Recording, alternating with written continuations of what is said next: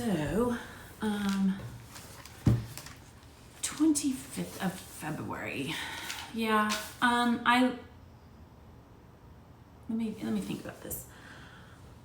I was raised in an alcoholic home, so it was always really tough.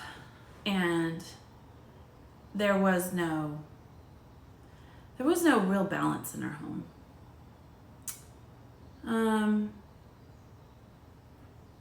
Today it was about, you see the need to take care of yourself because you didn't. I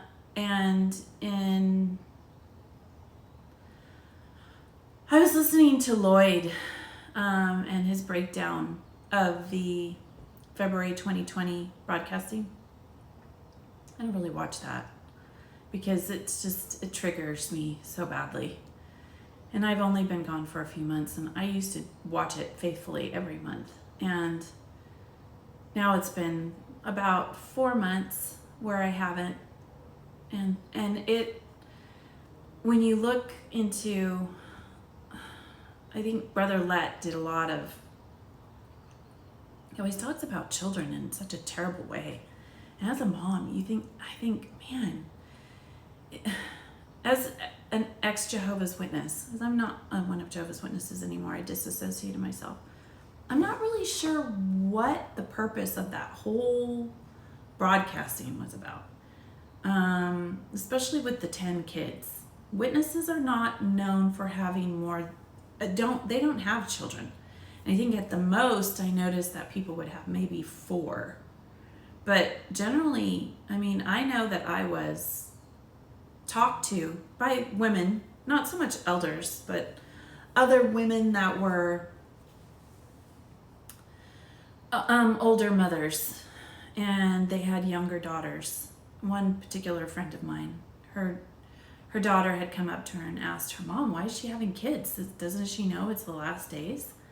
So it was kind of surprising when Lloyd had brought out that they had a family of 10 a family that had 10 children. And it's odd because I'm pretty sure that brother probably got counseled after his 4th one. I just don't see what was the agenda?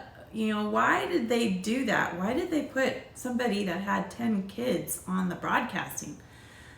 The average amount of children that I see really is like 2. So if you have any more than 2, and that poor sister, and they mentioned going to all the meetings, going out in service.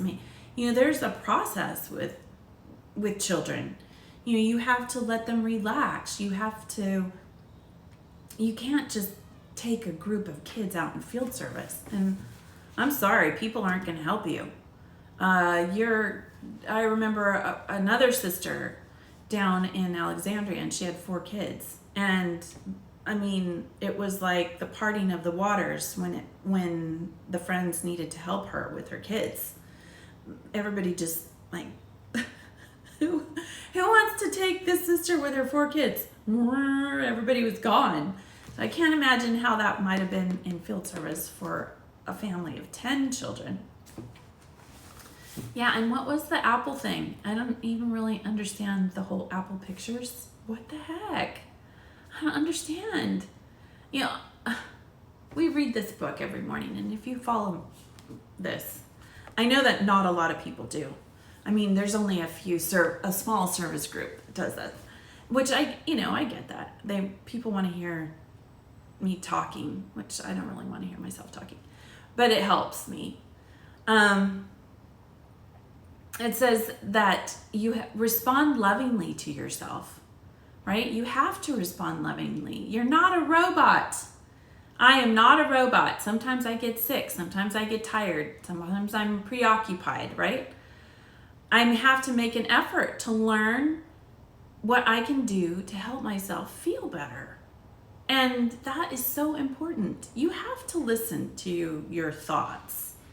They're stuck with you, regardless of whether or not you want them to be.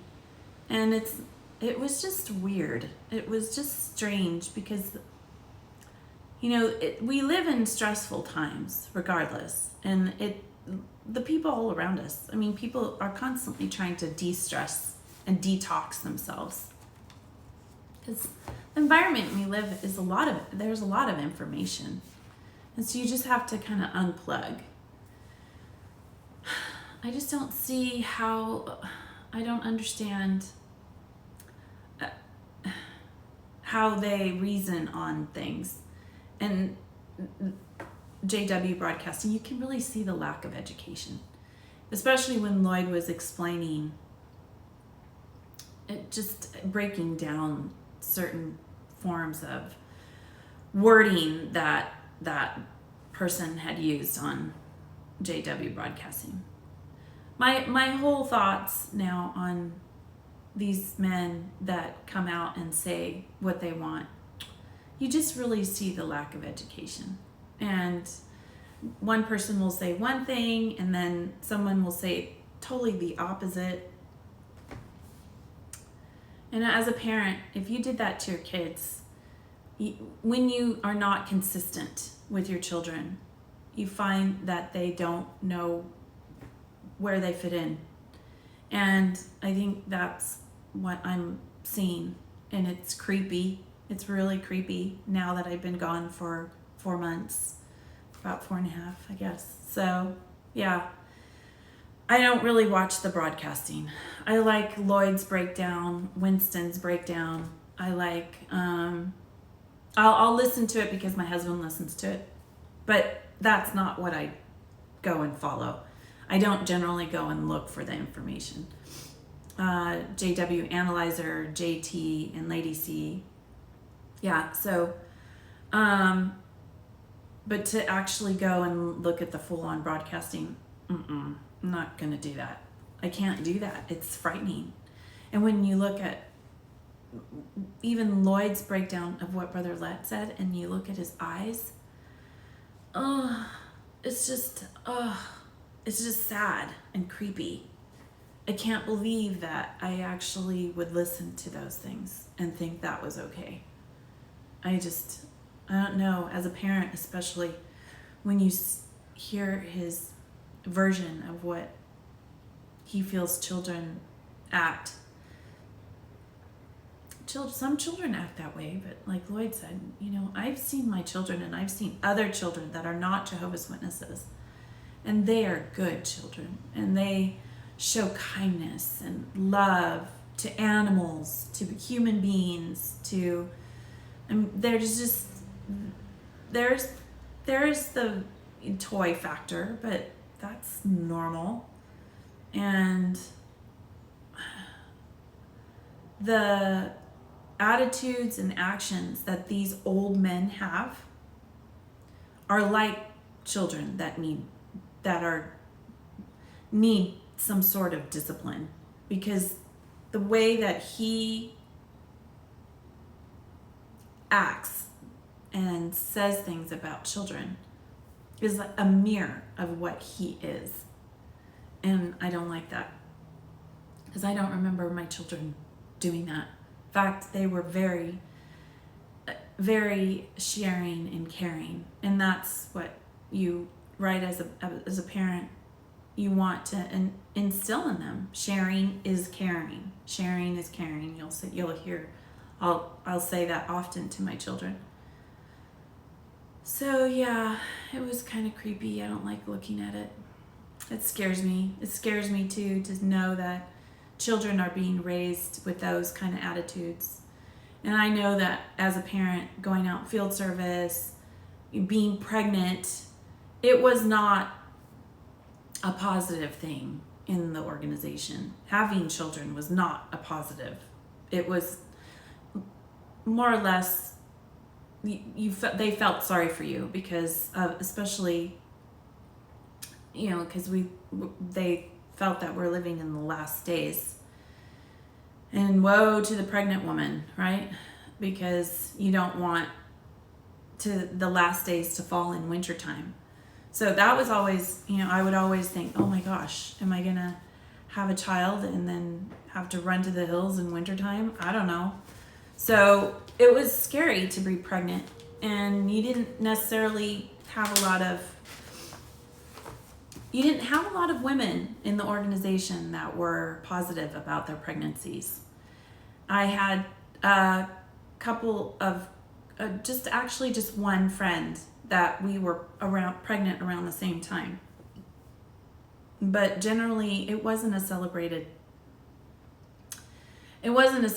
situation. We generally were kind of quiet about it. It took me 13 years to have my child, my first child. One, because I thought we were living in the last days. And then I noticed the people around me, and they were getting older.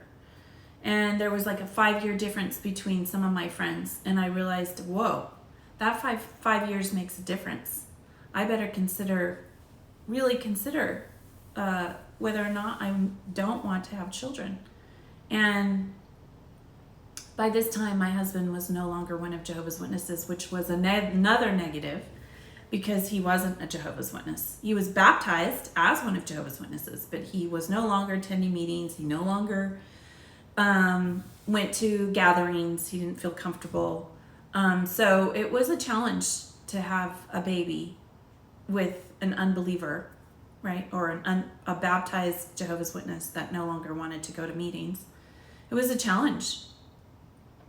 And it was quietly talked about. I know the undercurrent of it was quietly talked about. But I'm so very grateful that I had my children. And it was difficult. It was sad. It was sad because I don't think children were ever celebrated. Fortunately, people were happy for me. I did have a sister who opened her home, and a couple of sisters that opened their homes. And I had, I think, 3 baby showers for the first baby. The second baby I had in Virginia, and I had another sister who was kind enough to open her home. But it was a lot smaller, and I didn't have a lot of friends over in Alexandria, Virginia. So not a lot of people knew me. Where I was in Orange County, I was born and raised in Orange County, and so people were more, they knew my family, they knew circumstances about, where I was spiritually. They kind of felt sorry for me because of my husband, although they all loved my husband. They liked my husband. My husband was a good man. He didn't show he wasn't unkind to the witnesses. And were they unkind to him? Yes, they were. Quietly. They would talk to me privately, especially close friends. They were very unkind, which always put me in a very awkward situation. Wasn't comfortable. So, but yes, children, it's not really celebrated. If you're not one of Jehovah's Witnesses and you don't know anything about Jehovah's Witnesses, it's not as celebrated. When you have your children, it's not. We're living in the last days. That's what they consider. So these days that we're living in. And so you have to focus on the ministry, and you have to focus on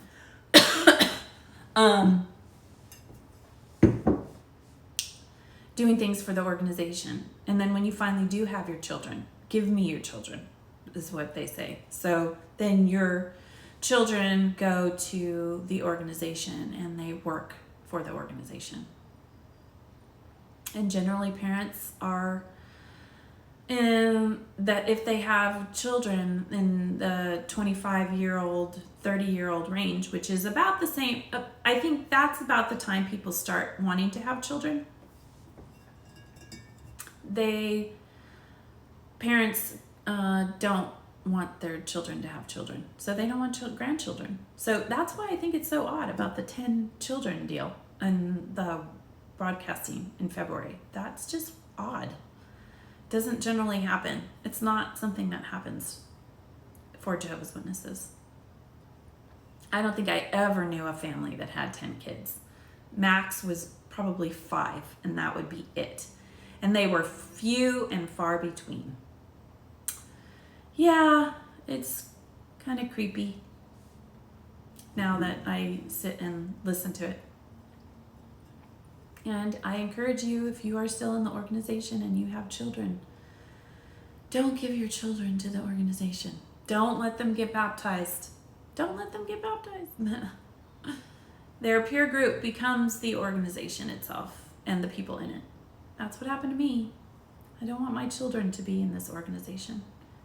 It's limiting, very limiting, both when it comes to education and just life, just living. Keep your children safe.